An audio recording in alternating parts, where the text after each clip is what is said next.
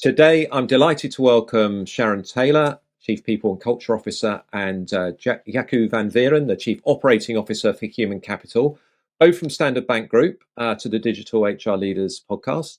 Sharon, Jaco, welcome to the Digital HR Leaders podcast. It's a pleasure to converse with you both on the show. Before we get started, please can you share a little bit about your backgrounds, your roles, and Standard Bank? And Sharon, I'll start with you. Yeah, thanks so much, and thanks so much for having us. It's a real privilege to be with you today.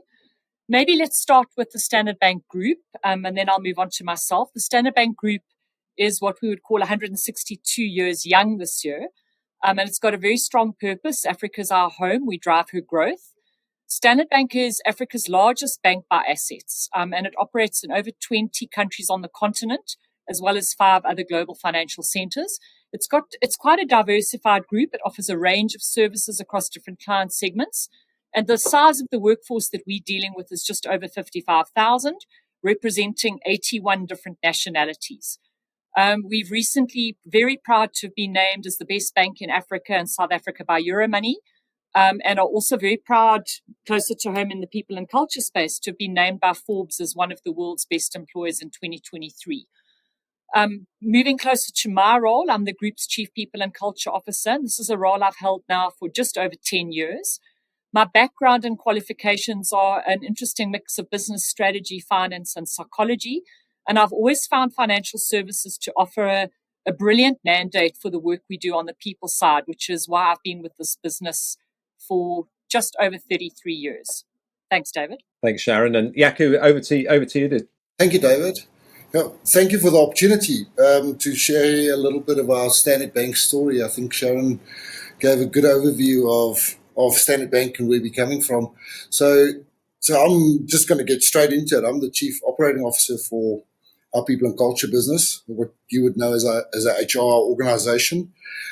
And in essence, the role is about how do we enable the people and culture strategy by digitizing employee experience for 45, 50,000 employees across 28 countries. How do we generate the right insights out of that digitalization journey that we're on? And how do we, on a day-to-day basis, service these employees in a good and comfortable way? I've got a little bit of a double hat role where I'm also the CIO for our People and Culture organization, which makes decision making a little bit easier between business and IT, which I know has always been a challenge in the past. I've had the pleasure of being in this role for most probably a good 7 odd years, but been with the Standard Bank organization, know it quite well, since the start of our digitization journey in early 2000. So I've been with the organization for about 20 years now. Well, thank you both for being on the show. And before we get into the transformation journey at Standard Bank, Sharon, I just want to bounce off something that you just said. You said you've been in the role as Chief People and Culture Officer for 10 years. Now, the last 10 years, there's a lot that's been happening. And certainly my view as I look at many of the organizations that we work with at Insight 222 is over that time, HR's shifted from its traditional role as a support function to be a real strategic partner to the business. Not in every company, but certainly in companies such as yours. And I'd love you to talk really to listeners about what you've seen as the main changes maybe in the HR or people and culture space over the last 10 years from your perspective as someone that leads that function. David, thank you. I would absolutely agree with your observation. You know, if I think about what I was busy with when I came into this role 10 years ago and what I'm busy with now, it's actually very different. If I look over that time period, I think your observations are spot on in that for people and functions that are willing and able to step into it, I think the role of HR, as it was traditionally called, is probably one of the most exciting jobs you can be in an organization today. When I started, it'll give away my age a little bit, but when I was studying, it was still called personnel management. So, that's really when you were dealing with very basic transactional processes. And actually, you were lucky if your organization trusted you with the payroll, because typically the more finance-related functions of HR sat with the finance division. People didn't really trust that HR could do maths. So it really has been an evolution over time where this wasn't really a career, actually. It was a place where many people kind of, went and did more administrative tasks. It then moved on to, almost more people who were interested in the social side of the business, so very much kind of focused on what we would almost fondly refer to as the tea and tissue brigade. HR is the place you came for counseling or advice or help on many of the softer things. And I don't think that any of those roles have necessarily gone away. It's just been built on over time. Now, if you're in people and culture, and it's certainly one of the things that I insist on in terms of people that join my team, you need to come with a delicate balance of the social sciences and understanding, behavioral economics, the social pieces, and understanding the essence of human behavior. But we marry that very much with, when you work in a bank like we do, you've got to understand the commercial side of the business. And I think it's probably one of the reasons I've never left financial services. I think we are fortunate in the leadership that we have. And I think much of what HR can achieve comes down to leadership, David, is what mandate is this function given by leaders? Because we don't lead people in the organization, leaders do. But then they need to be open to partnering a function such as ourselves, which goes way beyond the basics now and can add, real commercial value. I think many organizations, I get very frustrated when I look at the narrative around, the case to be made for HR in an organization, or you often hear, the top person in the organization is battling for a seat at the table. And I find that very interesting. There are very few businesses today that can say they're not people businesses at their core. And certainly financial institutions and banking is people at its core. I mean, I've argued for a long time, and I will continue to do so, that in spite of all the technology advances in the world, the firm's absolute sustainable competitive advantage comes down to its people, because people give you the difference between whether you can execute your strategy well or you can execute it in a mediocre way. The products can be copied, the tech can be copied. So if you're an HR professional worth your salt these days, you're going to position yourself actually really in the role of guiding the business. So having a seat at the table in my mind is non-negotiable. I think there's a very important trio of people that advise any chief executive officer nowadays. The one is the CFO, the one is the CHRO, and the third often is the chief strategy officer. Because together they really are looking at where is the firm going 10 years into the future. And do you have the resources, both capital and people, to deliver against that? So it's a fundamentally different role. If you look at the size of the income statement that HR professionals have the ability to touch, it's normally over 50% in most organizations of what hits an income statement is people-related cost. So I think you need to be running yourself as a business. You need to be strategically aligning the people agenda with the business agenda. And if I just reflect on my own role, 10 years ago when I came in, I was fixing what I would call broken basics. And 10 years on, I mean, the last 5 years in and of itself, we have dealt with 3 major operating model pivots as an organization. We've kept a 55,000 person workforce safe in COVID, a black swan event that none of us had a playbook for navigating. And I think, David, firms that have said their people are their most important asset and firms that have showed that people are their most important asset, the firms fell on 2 sides of that divide in COVID, because it's very easy to talk a good game when the going's good. It's what you do and how you show up when the going gets tough that really counts. And so I've been very interested to watch this evolution of, the great resignation, people talking about toxic culture. All of this has come to the fore in understanding whether firms really value their people or not. So, in a nutshell, if I look at the work we're busy with now, which is, as I say, operating model change, what I would call working on the skeleton of the business. How's it set up properly to compete? We've just done an integration of one of the big insurers that we were a large shareholder in. We're now looking forward to 2030 and beyond, and is the business set up for success? Succession planning, one of the key factors of organizational sustainability long term, has got to be one of the biggest issues HR professionals are kind of really applying their minds to. And the whole question of if you're working on the skeleton, which is the structure, what about the nervous system, which is all the behaviors that keep an organization functioning, the culture that needs to be healthy, that allows people to work at their best. So we've really got no shortage of amazingly exciting work to do for people that have that seat at the table where leaders are making that available, and for people who can and want to step into that role.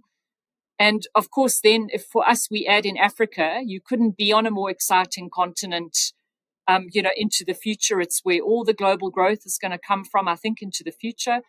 So, yeah, we've got really lots to play for and be excited about. Thank you, Sharon. I mean, it's really good to hear your view again on how HR has shifted and why HR has needed to shift as well in the context of Standard Bank. Now, listeners may know, I mean, as well as being the host of this podcast and work I do at Insight 222, I'm also fortunate to speak at conferences around the world, and I've hosted the Unleash conference on the main stage for I think the last 4 years, and we'll be doing so again in a couple of weeks in Paris. And last year, I had the pleasure of seeing Sharon on the main stage at Unleash.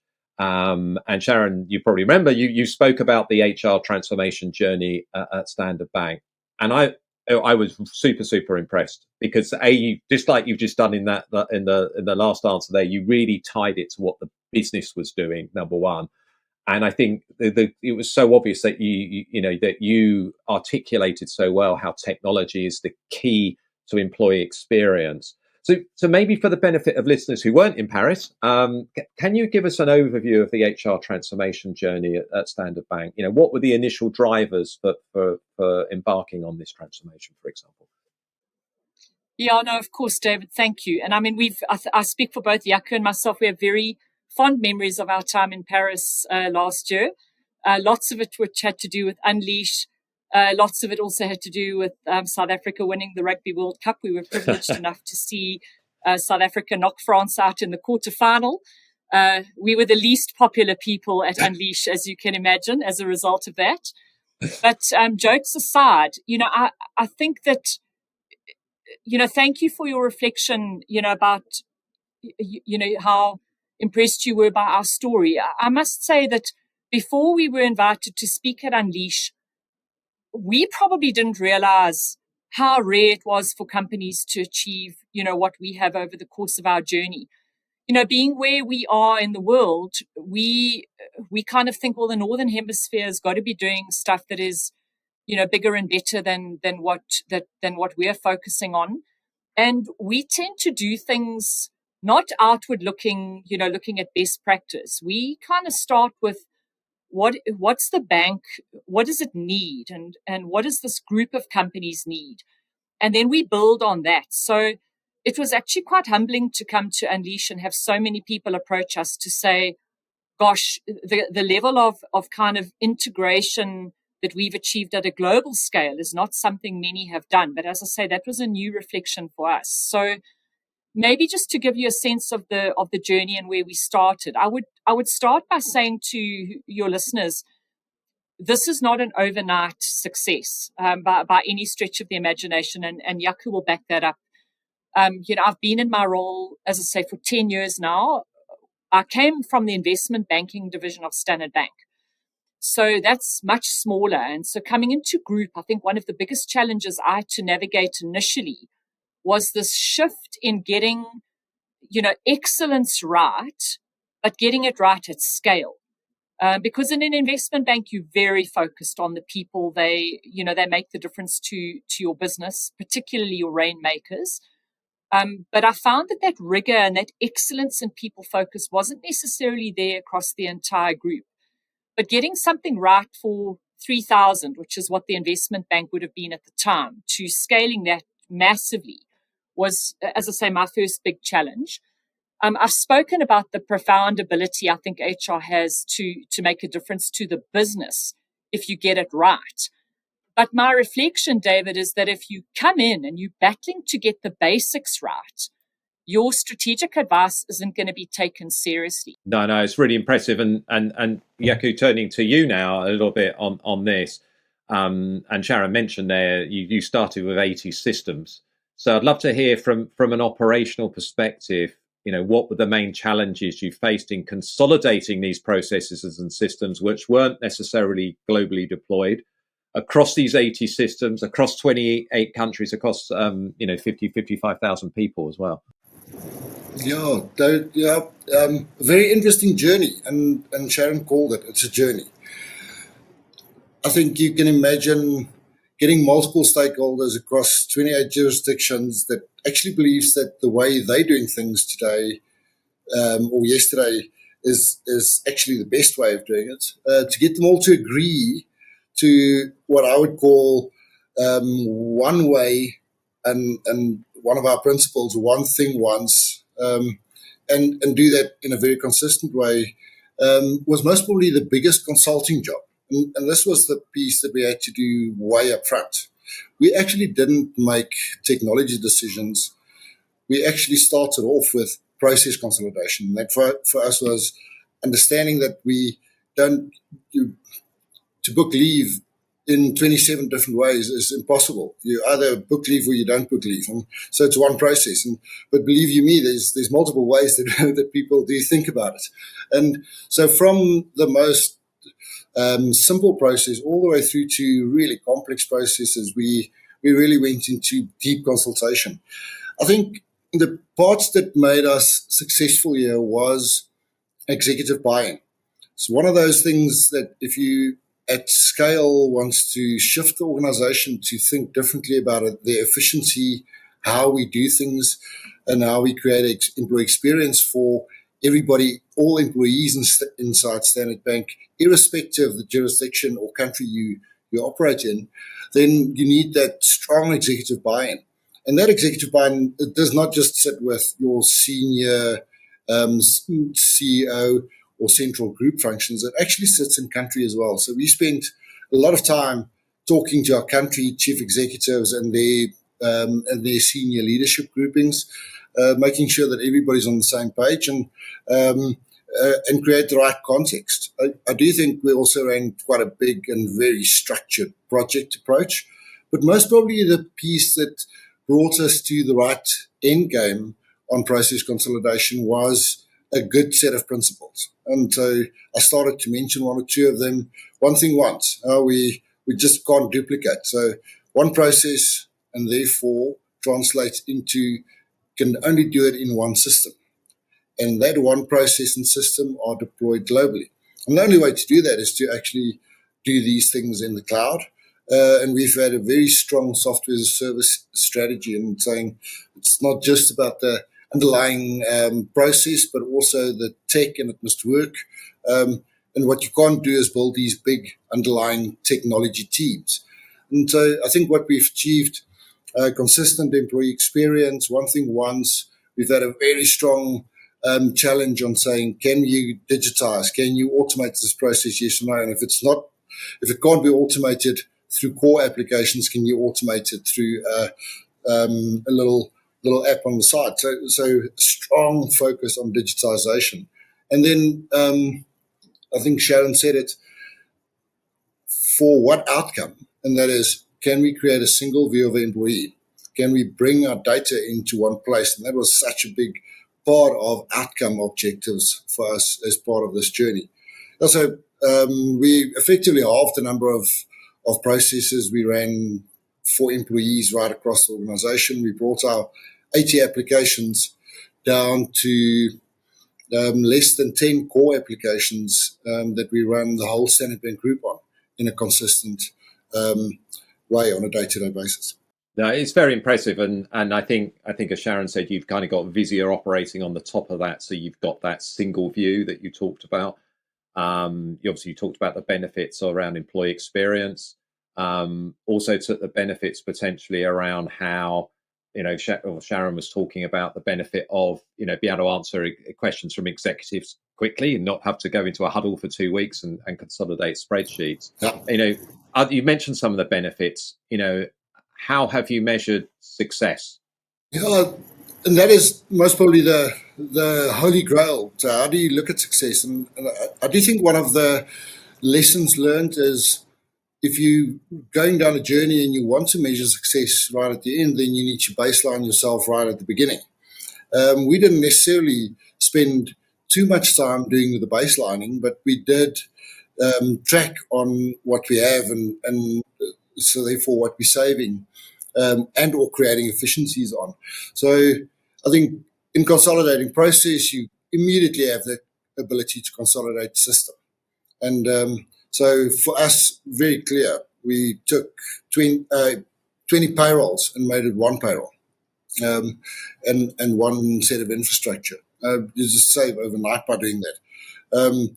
If you consolidate payroll and you run that payroll centrally, we've saved around about 50 jobs in country of not needing to run the payroll in country, but we've actually centralized that as one payroll team for the organization.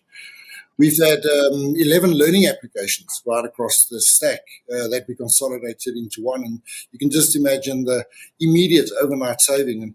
And so you would get a whole lot of countries being very excited about the saving in country. And yes, you incur the cost therefore centrally.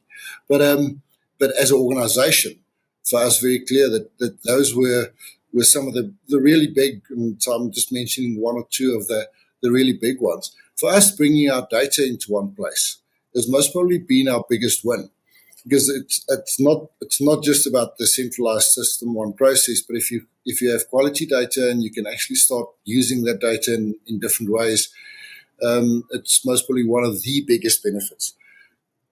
One thing about our journey is that you get to a certain level of maturity, and the next level of maturity gives you new challenges. So you bring your data into one place and you think, it's all beautiful, but all of a sudden you realize that your data quality is not necessarily as it should be, and therefore the next level of maturity brings a new challenge, which you then need to deal. So I don't think the journey is just a single left to right journey. It's a little bit of a maturity journey, and every level of maturity you need to re-challenge yourself on what's important at that level of maturity. So I think the last part is the moment you've got all of these centralized applications, you can actually make them all talk to each other. And so that for us was such a big win, that we could get out of doing point-to-point or data provisioning into different systems in a manual way, and that we could actually automate a lot of that. So it really took us to a place of whatever happens this morning is live and visible in any of our software as a service or cloud and or insights that the next morning. And so therefore you stop doing the technical stuff and you actually start looking at the outcomes of what you've done today. And so a really, really big benefit for us. And I can comfortably say we've saved hundreds of millions for the Standard Bank organisation throughout this journey. No, it's really, really impressive, and as well as saving money, you've improved the employee experience as well. So it's the two sides of it, really. I'm going to take the next two questions together, Jaco, because I think they're quite closely related.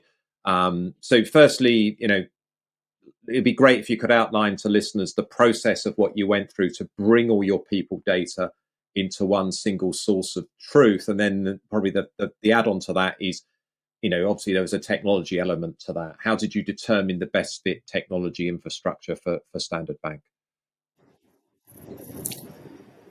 Yeah, I think for me, the data and bringing that data into one place was most probably the logical next step. And so one process, one application, one system, that takes you immediately to the place of saying you've got a data set. Our biggest drive at that point was to make sure that we've got a clean and quality data set, because your process right across 28 jurisdictions, different people working with that data, doesn't always give you the quality. So taking bad data or good data that's not necessarily at the right level of quality and putting that into a visualization tool set or insights tool set will just give you bad outcomes. And so we've spent a very good 18 months making sure that our processes are well geared and gives us the right quality of data as an output. And then we took the big step and we partnered with Visio, another cloud solution, where we're actually overlaying all our data from all applications inside people and culture as well as outside people and culture. So outside of our organization, taking finance data, taking income statement data, and bringing that all together in a quality way and overlaying that. Now, a lot of people say it's quite easy. You can do that in a data warehouse and a few other places, but what we're looking at is a three-dimensional view and not your traditional two-dimensional view. It's not just this versus that. It's actually overlaying how you can look at your talent and performance and pay and tenure all in the same way and all in the same view right across the organization. So that for us, it's like putting a big, really bright spotlight, switching that on in a very dark room. And so the visibility that it creates and actually showing us, again, maturity, where certain of our processes aren't optimal, where certain components of what you're busy with you should do differently. And so every time you look at this data, you look at it in a very different way. And that maturity helps us to actually take how we think about risk, people risk, to a very different level. I think the biggest part of how we're thinking about bringing our data together, and we say our data, this is Standard Bank data. So we're not in a place where we say we've got employee data and we own the data and it's a HR thing, it's a people and culture thing, it's only ours. I think the fact that we're taking this as a platform into the organization where we're actually enabling the organization, our executives, our line leaders, and even our employees to use the data in order to make the business move forward, make the right decisions around a resource, in this case, employees and the cost of employees, and use that. So it's not just a people and culture asset for us. It's actually a platform which is a asset for our line leaders out there to make the right decisions. I'm going to go on to the second question. I think how we make these decisions for us around our tech stack, around bringing 80 systems down to 10, is quite an onerous process. And so, yeah, you need to take the time. You need to get into the detail. But, yeah, we do take a big lead from our COEs in our people and culture organization. They bring the strategy. They bring the framework. It's there where the policy sits. And we do trust that strategy that they bring to the organization is important. But we also test that against our business. So we give our business a real view of, here's something that's going to cost you money. Will it create the right value, and are you prepared to pay for it? So we test whatever we put into our tech landscape with our business and with our organization to make sure that they can see the value and therefore are comfortable and prepared for that investment. I think key to our decision-making process around technologies is actually what I call a partnership approach. And so we've moved strongly away from just buying tech and actually looking at buying a partnership, getting into a partnership, and that partnership brings you technology, but it also brings you advisory, it brings you services that sits around it. And so the partnership approach is actually, we've seen huge success with that approach for us over the last 10 years. So Sharon, turning to you, how has this single source of truth, this single source of data, helped your people and culture team and you as Chief People Officer add value to the business beyond just providing numbers? Yeah, David, thanks. I mean, I think that the value that it's added has been exponential. And I remember when we started the journey, a lot of the providers we were speaking to were talking to us about how your ultimate experience, if you get this right, is really like shining a light on your information. And that's, I would think, the bottom line, if I had to crystallize it, of exactly what we found. All businesses are being pushed. There's this lovely saying, data's the new oil. And so, many businesses are being pushed to monetize data. So we were really looking to see, what value we could get out of it. So maybe I'll answer your question in two ways, by giving you a sense of how it's changed roles, but then also some of the tangible examples of the benefit we've got. Interestingly, productivity is such an elusive thing, isn't it? Everyone's kind of after the holy grail of how do you really think about productivity? And funnily enough, one of the things that we've been able to see in putting this tech stack in and in working with the data, it gives many, many people the gift of time. So what you're able to take out is, what I would call heavy lifting, as well as loads of time spent. Instead of spending your time doing, you heard me call people spreadsheet jockeys at one stage. Instead of spending your time doing that, you can really spend your time on the meaningful work associated with data, rather than the crunching out of data in and of itself. So there's a benefit there for me, which is really, really around gift of time. Time back to use for more productive exercises.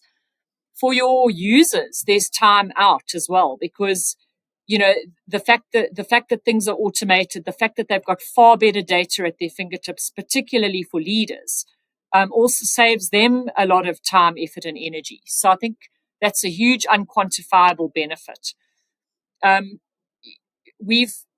One of the other big, I guess, things that we've seen is leadership ownership of the people issues. Now, that's something many, many businesses battle with. You still find the HR environment gets approached to do the people-related stuff.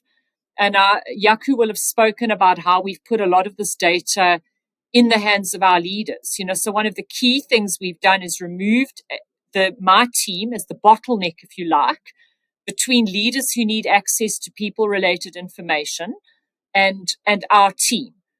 Previously leaders would have to put in a request, or even, our employees would have to put in a request and wait to hear from us. And so a large amount of that has gone away over time. And we've put the insights into the hands of leaders, which, for me has just exponentially grown the level of ownership that we've seen leaders take for their people-related issues in the organization. We've seen exponential growth in people's curiosity around the elements of people in the business. And Jaco has spoken about how when you get this right, you're able to overlay different data sets. And so now you can start looking at, cause and effect and all sorts of different things. But just last year, we saw about 4,000 new types of analysis generated by curious people, in relation to what is the data telling us about the things that we need to be thinking about in the people space. So it's been exponential in getting people to ask very different business-related questions that have a people angle and trying to understand and grapple with those answers. Two very visible examples where we've been able to shift the dial that I'm happy to share. One is on pay equity. Now, around the world, pay equity has become an enormously hot topic. And Standard Bank, I think, has always held the principle of equal pay for work of equal value at its heart. But again, without the data and without understanding what's driving some of the decision making, particularly in your big remuneration processes, you don't have the ability to influence decisions that are being made as they're being made. You look at them after the fact and you reflect back, and it's a while before you can influence. And really through the journey that we've walked, we've been able to, achieve pay equity in Standard Bank over a period of time. And, all our public reporting tells shareholders and other interested parties that we have, through our analysis, no obvious signs of pay discrimination in the organization across any of our environments. But I think the data has given us the insight both to uncover whether there was unconscious bias, in what we were seeing, but much more importantly, figure out what is it that you're going to do about it. And so that you've got the ability using data to, make different decisions about where you're placing resources and how you're making those calls. And I think that, leaders having mirrors held up to them like that have fundamentally changed the way they've thought about and made decisions. So that's one example. The other example I would quote is on ESG. And obviously all companies are focusing on sustainability, where they sit, for example, in ESG rankings. And, Standard Bank has always done a good job we part of many indices, Dow Jones, Bloomberg, and we participate in all of those. But I think, David, we saw an exponential difference in the data and the storytelling we were able to do for these big ratings agencies. Just by having as much data as we did, we were able to shed light on questions that we previously hadn't been able to answer. And I know in the last reporting cycle, the group's entire shift on social dimensions that were measured came from the people data, and the different aspects that we were able to add value to and the stories we were able to tell. And that got Standard Bank rated in the top 10%, of companies that were being indexed on sustainability. Now, that's purely as a result of working hard, as Jaco said, on data governance, data accuracy, but then being able to use your data, and we can use it now at an individual level for leaders and at an organizational level for organizational benefits. So it's really been an incredible story. Yeah, it's really, as you said, the visibility, using it to answer the right questions, providing guidance to leaders to help them make decisions, and then report. And some really powerful examples, because those topics that you mentioned, those examples, they are business topics. They're not people topics. They're business topics, and it's great if we can help the business actually get some clarity around those things. So Jaco, turning to you. One of the things about HR or on people data is despite it being arguably the most sensitive data the organization holds, it is perhaps distributed more to other teams than any other function's data. So this brings me to the kind of question around data integrity. Could you elaborate on how you handle that continuous investment in data integration and management to ensure that data integrity and support the enterprise data strategy? It's a very good question, David, and we find the same. Your HR data, your people data are most probably the most used across organization. And so we go out from the first principle of saying employee data is not HR data's ownership. It's not our people and culture only data. It's actually data we are the custodians of in order to enable the organization. So first principle, and I think that's quite an important principle for us. But with that responsibility of custodianship comes a few things that says, as you bring this sensitive data into one place, can you make sure that it's secure? Can you make sure that the quality of it is at the right level? And I do think the fact that it is sitting in one place for us is most probably making it easier to bringing the security together, giving the right people access to the right sets of data. And that is a real big challenge for, I think, quite a number of organizations out there. And I've got a dedicated person that actually looks only after access and security across this quite sensitive data set. So the right people see the right stuff, but we make sure that it's secured in the right way. And such an important and critical piece for us.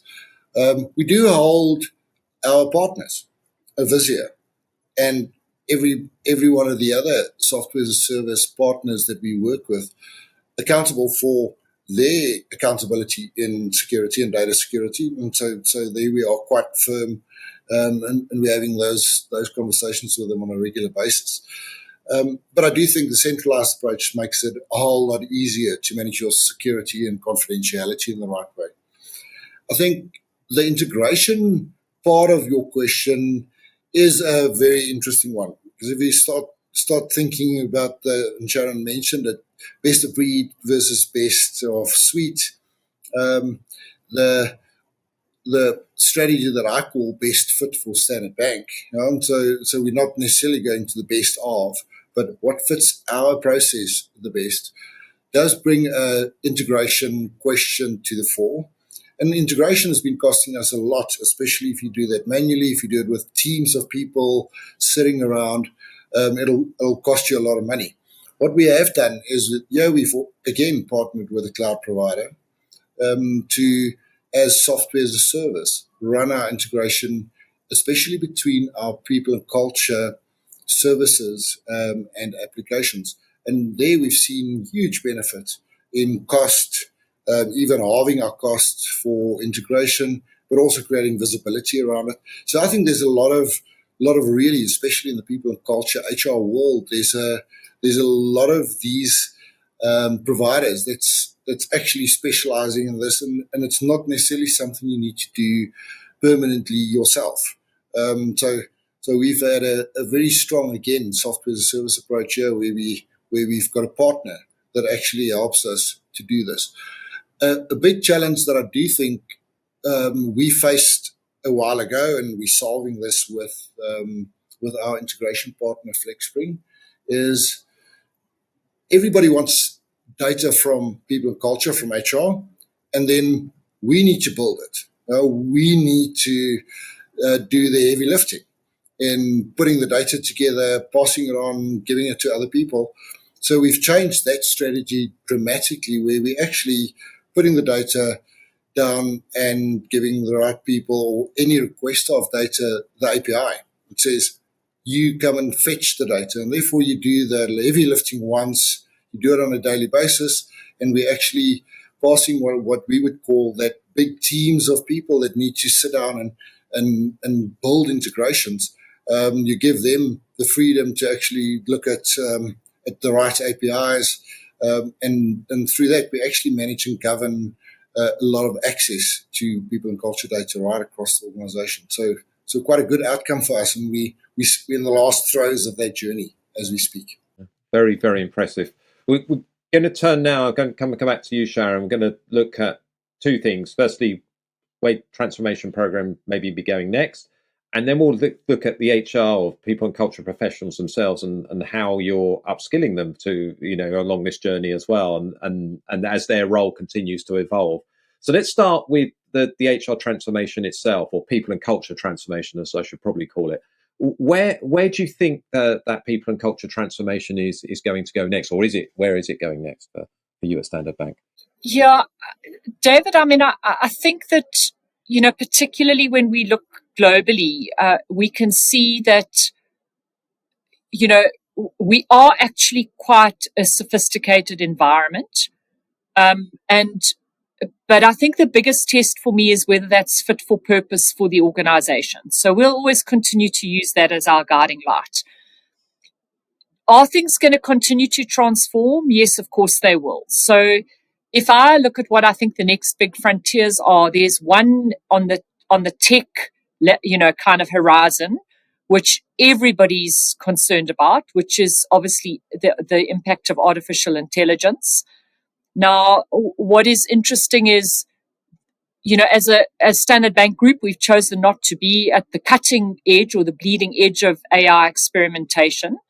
But that doesn't mean that we're not very focused on it. And I think our biggest use or our biggest challenge, in fact, is ethical use of artificial intelligence. So it's not that you aren't going to use it. It's a question of how do you use it and where do you use it? And, in a financial services institution, integrity and high standards of ethical behavior are right at the core of what you do. Because if you lose trust, I would argue, of your customers or your employees, it's in my mind game over. So you need to think really very carefully about this.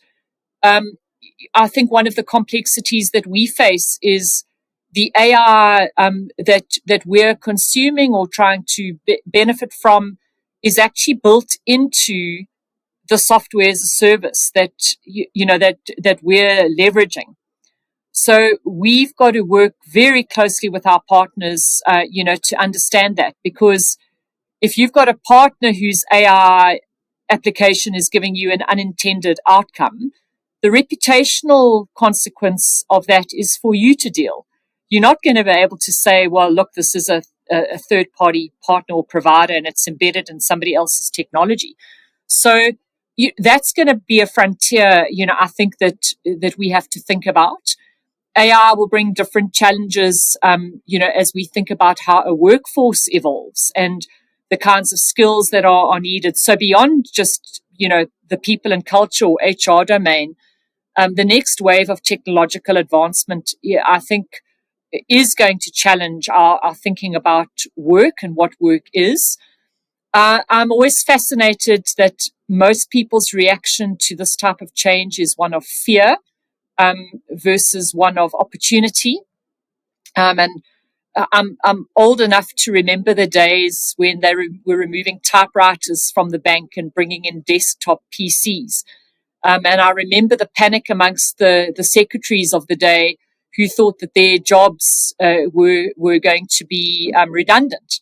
And in fact, if you look at the average PA today, I would argue they're doing much more meaningful work than they were doing sitting in the typing pool 25 years ago or whatever it was. So, I think with all of this change does come uncertainty, but I think often there is more opportunity than downside, because it creates, in my mind, opportunities for work that is more up the curve, more value adding work for people. Standard Bank today, I think, has not replaced one job as a result of artificial intelligence. It might have replaced parts of roles or parts of what people were doing with AI, but generally that's come with kind of a value-added opportunity. So that I think is definitely a big trend coming. For HR practitioners going forward, I've already spoken at Standard Bank. I think we're very focused on making sure our people are both connected to, the business as well as the people aspects of the business. I think, going forward, you're seeing the great rise of this new field of behavioral science and behavioral economics, which is really understanding human behavior to a very different level and being able to influence it very differently. There's a very fine line in my mind between behavioral economics and behavioral science and what many would think of as manipulation.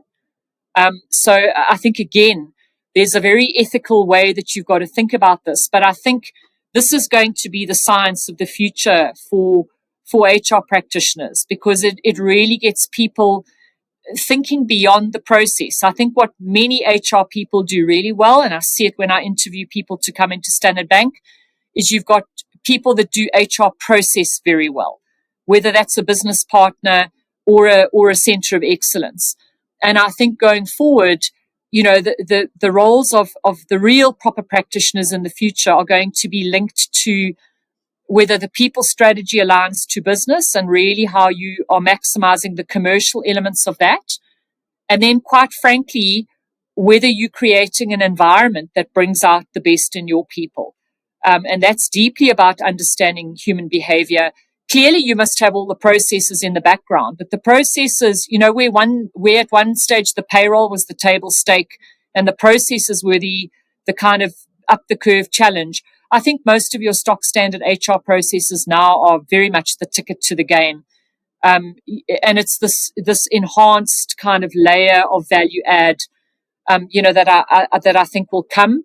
My business partners already are key advisors to their chief executives, as am I to the group's chief executive. So I think we're well entrenched down that road. And I think more and more my senior people will be focusing on the elements that drive long-term sustainability in the business, and of which people is a core contributor to that. So, David, that's kind of my sense of how the landscape will continue to evolve. Oh, that makes sense. And I think it leans nicely to the next question, Sharon. Obviously, the HR role, the people and culture role, is changing, is evolving, and we are becoming, as we talked about at the start of the conversation, more a strategic partner to the business. And I'd be interested to hear that as you've gone along this journey, as that evolution's been happening. What are some of the sort of upskilling programs that you've implemented to ensure that people and culture professionals in Standard Bank are equipped to handle this kind of new role and this new era of work as well? Oh, thank you, David. I mean, I guess in my mind, I break it down into a little bit of there's a what component to that and a how component to that, right? In my mind, also, I'm firmly of the view, and I know you asked the question, what sorts of upskilling programs? I mean, in a way, I would say that, I started my career in one of the things that I did early on was learning and development. And so I've got a very strong view around how people learn and particularly how adults learn. And I think that, you can, lots of us are very keen to go and do educational stuff or sit in a classroom. I really don't think that's where the real learning happens. I think the real learning happens on the job. So if I take COVID as an example, no amount of preparation of whatever sort or studying of whatever sort or risk scenario planning, of which I've done many, right? I've done pandemic scenario planning. I promise you that none of that prepared my team or I for what we faced, in that environment and over the course of that kind of 2-year period. So, but boy, did we learn every day on the job. We had a 7:00 meeting every day to try and understand what we were dealing with. That's probably where our deepest learning and our deepest reflection comes from. So I think my approach to learning is very much kind of action orientated. So can you get stuck in and do? So we tend to do a lot of our learning on the job. There's clearly elements of input that we give people. Most of our HR people have got some kind of tertiary qualification that they come in with to start with. We do a lot of what I would call master classes, making sure that people understand the Standard Bank way of doing things. We pay quite a lot of attention to induction because Standard Bank's got a very deep history, and to understand the organization, what it stands for, its purpose, and why we do things the way we do.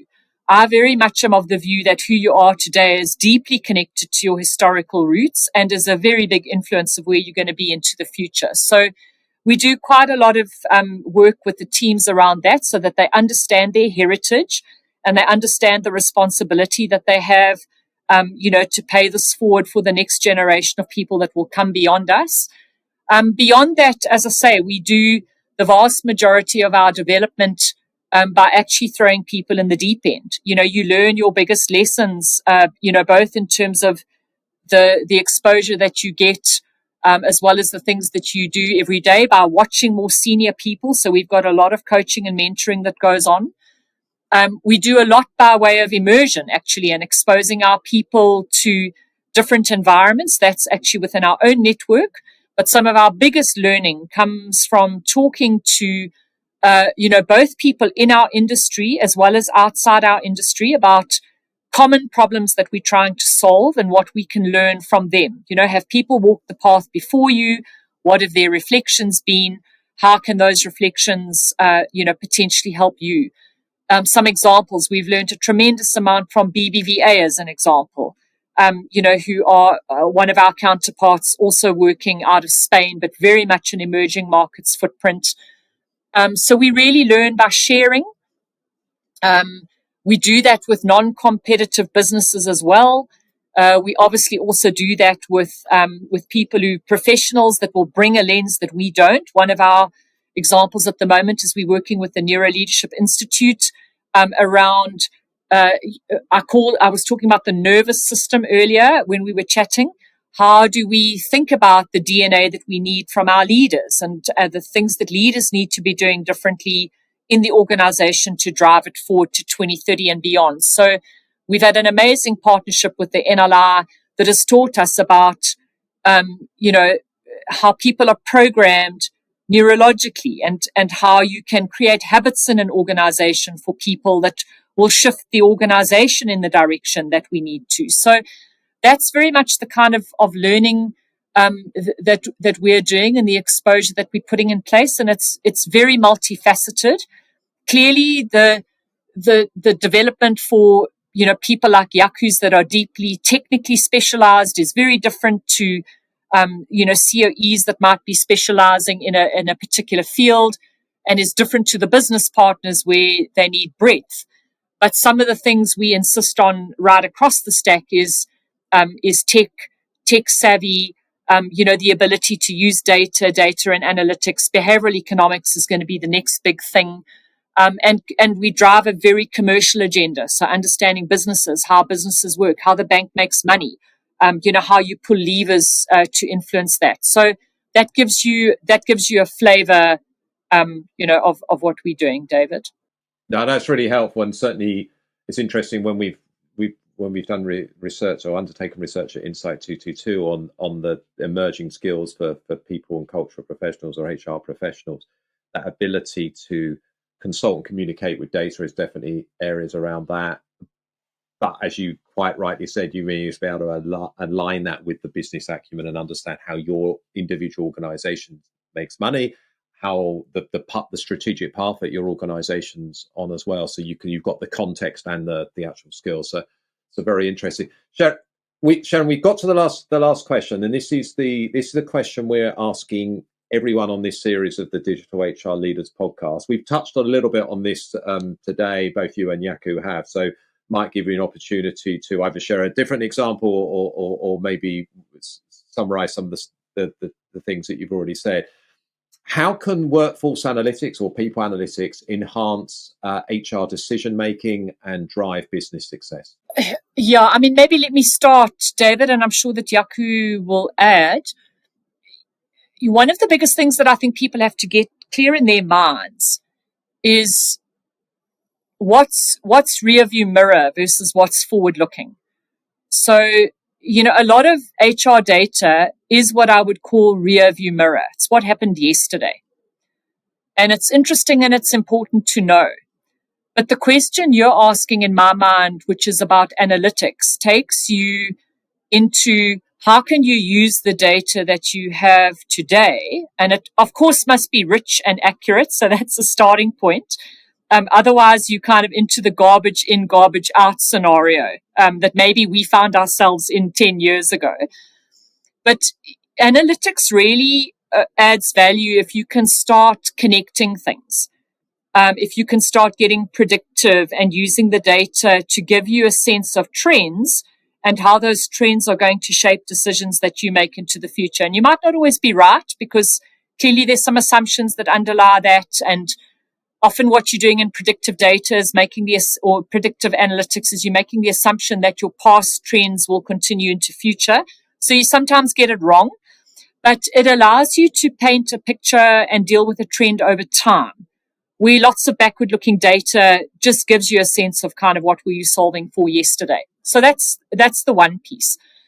I think the second piece for me is that it really helps you move from what I would call an obsession with symptoms to an obsession with root causes. Because, Jaco's told the story of how you can overlay different data sets. If you get this right and your analytics are kind of strong enough, you can start seeing connections between things, or you can start investigating connections between things.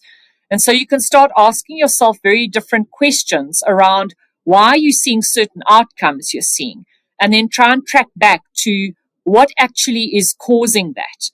And if you get to the answer of what's causing that, you can clearly do something different. Now, that might be in something that's manifesting in business, but it also might be in the way you run your own environment. An example that I'm sure Jaco would give is that in our shared services environment, we take a tremendous number of calls. So if you can understand what are those calls coming in for, what really is at the heart of what people are asking, you might find you've got a broken process somewhere, or you've got something that's not working optimally, and then you can go and fix that, and you're going to take out that call volume. So I think there are multiple layers of impact that you can have, in the way you function as an HR function, but ultimately on the way you show up as a business. We were doing an interesting piece of work. One of our partners is MIT. We were working with them at some point on the bank's digitization journey. And we started to experiment with the correlation between employee engagement and kind of branch level productivity, if you like. So we were looking at our retail branches, and we were quite easily able to correlate branch profitability with a couple of key things. And we found something very interesting, that we measure employee engagement. So again, this is a question of what you measure, but we do quite a strong measure of our environment and employee engagement. And we were able to see quite clearly that there was a direct positive correlation between branches that had high levels of employee engagement and had good spend on core upskilling of their branch staff. So investment in people and branch profitability. So, you can start to then say, well, if you're getting these right in certain environments, what could you do differently, to have that same impact elsewhere? So they're very interesting correlations that you can do, in your own data, but also looking to linkages with business problems. Proactively, a lot of this data has allowed us to interview or kind of identify areas of risk. So, where are your big, for example, pockets where you might be losing skill? Where are your big pockets that might be susceptible to fraud? So you can start looking for all sorts of things in that data that help you understand people risk aspects that you need to manage differently. We've spoken, I think, a lot about increased leadership accountability, so I'm not going to go there again. Productivity, in my mind, I touched on it earlier, but everyone's trying to measure productivity and say, how do you think about productivity in the modern world? Lots of that's linked to hybrid ways of working and what is the best balance to find now in hybrid. And there's been a very interesting argument, I would say, between CFOs and CHROs around, the impact of hybrid working on productivity. And whether visibility in the office is at all linked or directly correlated to staff producing outcomes. And I think that's a very interesting dilemma to try and solve. But the more you get access to data like this, the more you can start applying your mind to what is real productivity versus presenteeism, because most people are obsessed with activity rather than outcome. So I think that's another big benefit that it gives you. And then for me personally, if I look at the work that I'm doing with our chief executive, with our CFO and our chief strategy officer, we're working with the board now on the strategy to 2030 and beyond. And so, David, when you have these tools at your disposal, you're able to start modeling different scenarios for the future. And if strategically we are trying to decide where we want to play and how we're going to play, so which jurisdictions do we want to be in, which businesses do we want to be in, we can start off the back of that modeling the kind of capability sets we're going to need, where we're going to need those, and what our supply is of that at the moment. And that starts to influence staffing strategy, talent acquisition strategy, development strategy, succession planning strategy. So, and I can go on, but I think when you have the ability to use this data, differently, you can really add very meaningful, value to the business. And for us in banking, this also helps us to satisfy our regulators. Regulators are obviously managing systemic risk in their environments when it comes to the stability and the sustainability of financial institutions. And so, if I look again at how we're applying our minds to this data, how we engage the board and regulators in relation to this, I'm seeing the benefits across the board in doing that. Well, Sharon, thank you so much. You've provided one of the most compelling arguments for companies to invest in people analytics in that question across a whole gamut of stuff, from looking at branch level performance and linking around employee engagement and investment in people's skills and learning, from the ability to identify risk and prevent fraud, look at productivity versus presenteeism, and then on company strategy as well. And really thank you to both you and Jaco for joining me today, sharing your amazing journey, HR transformation journey, but also how you're actually using the technology and the analytics and linking people and business together. Before we part, can you both share how people can find you on social media and maybe find out more about the great work that you're doing? So Jaco, I'll start with you. So give Sharon a chance to catch her breath. Cool. Perfect, David. Firstly, thank you for the opportunity. It was lovely having this conversation. We don't often sit back and reflect on long journeys that's gone over so many years. And so I think just having this conversation does take you back a little bit and thinking about the journey that we've walked and some of the maturity and where we're at. So the devil here sits in the detail. So we don't publish our journey anywhere on our websites. So people are so welcome to reach out. I think LinkedIn is most probably the easiest way of getting hold of me. And then Standard Bank directory onto the Standard Bank website. Reach out, more than welcome, and this is really in the conversation. We're keen to share, but we're also keen to learn, and so people are so welcome to reach out and have the right conversations. Thank you, David. Thank you, Jaco. And Sharon, similarly, I guess probably people can get in touch with you on LinkedIn. Yeah, David, it's the easiest place to find us. To Jaco's point, Standard Bank actually just culturally is an environment of humility. So we don't seek a public stage. So as Jaco says, you won't find our stuff out there. There will obviously be a core narrative in our annual integrated reports where we're telling our story at a high level to shareholders. But if you go and look for me, you also won't find me on social media. I don't have a big social media presence. That's very deliberate. People can find me on LinkedIn. And I think, Jaco's made the point. If you think about my narrative on our approach to learning, some of our biggest ability is been through connecting with others. So we're very happy to share our story. Our story is right for us. It might not be right for others. And so that's also what I'm conscious of. To Jaco's point, we don't always get everything right either. So, we are on a learning journey constantly. We'd prefer to engage. We're very happy to help environments. We've had the privilege of other environments helping us. And we're very comfortable to get into dialogue around that.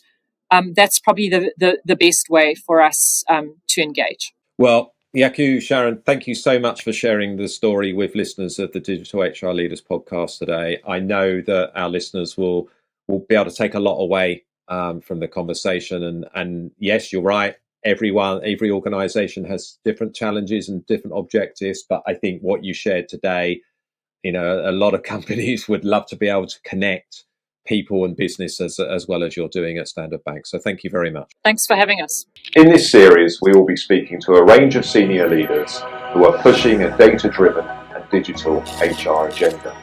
Make sure that you subscribe via your podcast app of choice and also via our YouTube channel for free and regular interviews with the digital HR leaders of the future.